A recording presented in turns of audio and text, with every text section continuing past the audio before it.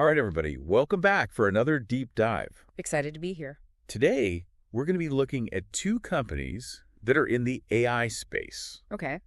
And we have a Motley Fool article that is comparing these two companies Interesting. and giving us a little bit of insight into what Wall Street is thinking about these two. Okay. And the companies are Palantir and Alphabet. Ah, two big names in the AI space. Big names. Yeah, everybody knows Google. Right. Alphabet owns Google. Hmm. So the interesting thing is that Wall Street is saying to buy one of these and sell the other one. Oh, that's a bold statement. Yeah. So we need to figure out which is which. Yeah, so let's dig into that a little bit. Okay. Before we get into the specifics of these two companies, I thought it would be interesting to kind of get a lay of the land, so to speak. Sounds good. Can you explain a little bit about the importance of AI platform services? Yeah, sure. So when we're talking about artificial intelligence, we're often thinking about the algorithms, the models, the brains behind it. Right. But those need to be run on something. Yeah. And that's where AI platform services come in. Okay. These are essentially the infrastructure, the tools, the software that allow companies to actually build, deploy, and manage their AI solutions. Got it. Okay.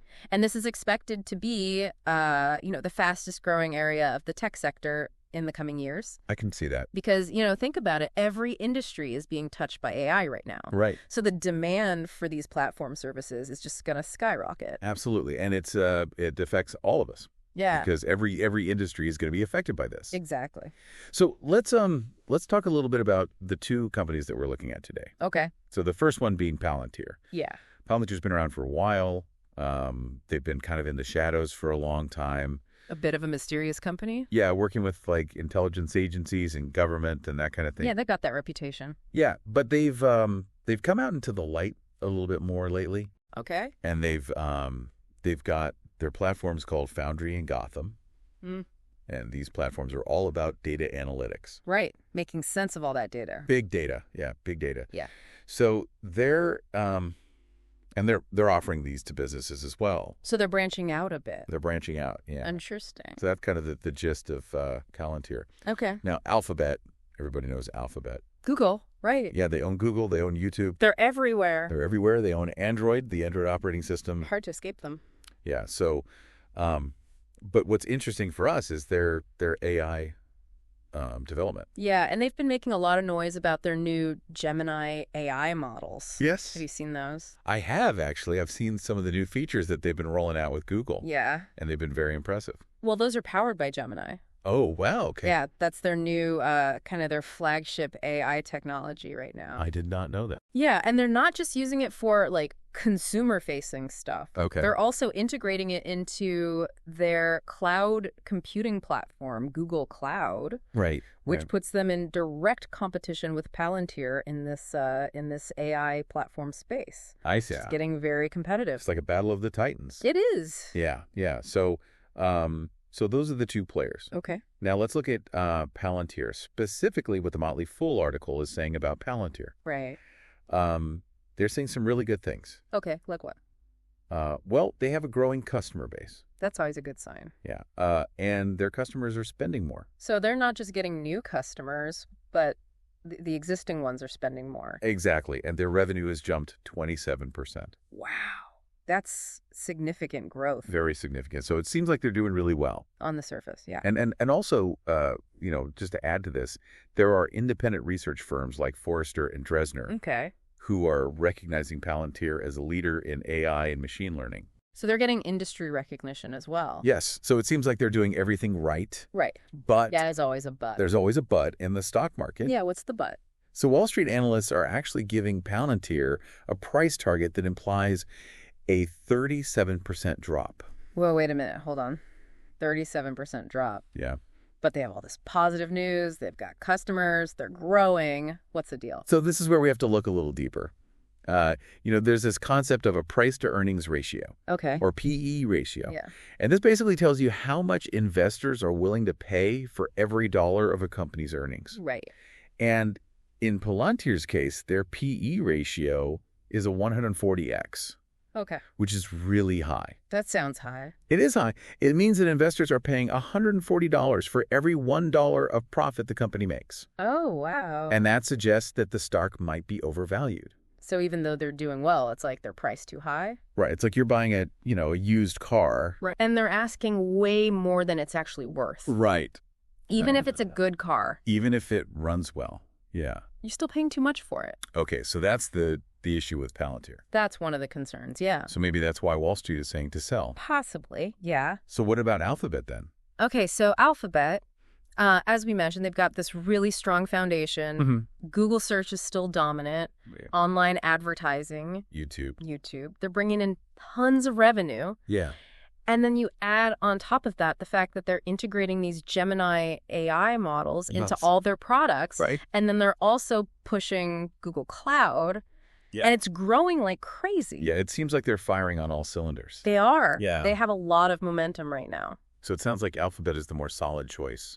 Potentially, yeah. They had 31% earnings growth last quarter. Right. That's huge. That's insane. And Wall Street's giving them a price target with a 24% upside. So they're saying to buy that one. Yeah, buy Alphabet, potentially sell Palantir. Yeah, okay. But of course, no investment is without risk. Sure. And with Alphabet, the big one is regulation. Oh, right.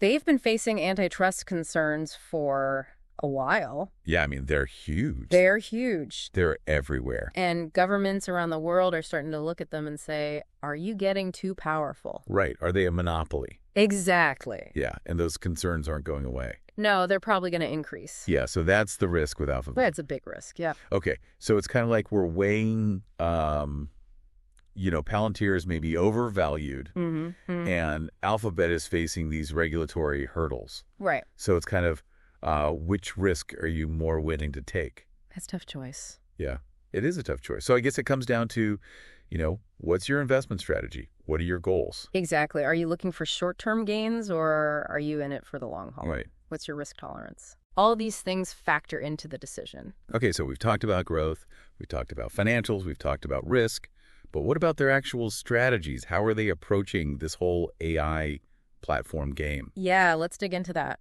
Well, Palantir, they've always focused on those kind of deep, complex solutions. Right. Really customized stuff. Okay. They're not trying to be everything to everyone. Yeah. They're more like a high-end tailor. Oh, yeah. Making bespoke suits for very specific clients. Okay. So their platforms, Foundry and Gotham, these are for organizations that have very specific needs. They deal with a lot of sensitive data. Okay. Complex workflows, think like intelligence agencies. Right. Military. Big corporations. Big corporations, yeah, exactly. Yeah, so they're going for those high-value customers. Exactly. We're willing to pay a premium right. for a specialized solution. And they're also really emphasizing data security and privacy. Right, which is a big deal these days. Huge deal. Yeah. Especially with all the data breaches and hacks. Absolutely. So they're really kind of playing up that angle. Yeah, they're positioning themselves as the experts in that area. Okay, so what about Alphabet? How are they approaching it? So Alphabet is more about scale and accessibility. Okay. They want to make AI available to everyone. So they're going for the mass market. Yeah, the mass market. Okay. So Google Cloud Platform, they offer a wide range of AI and machine learning services. Right. And these can be integrated into existing applications, workflows. So it's kind of like a plug-and-play type of thing. Kind of, yeah, it's more user-friendly. Okay. They're also big on open source tools and initiatives. Right. So they're trying to democratize AI development. So it's interesting. Palantir's going for the niche market, and Alphabet's going for the broad market. Two different approaches. Yeah. So, but there's one thing that I keep thinking about with Palantir. Yeah. We've talked about Foundry and Gotham, their platform. But what about their AI platform, AIP? Yeah, that's the one that's kind of shrouded in mystery. Yeah, the Motley Fool article mentioned it, but they didn't really go into detail. Right. So what is that all about?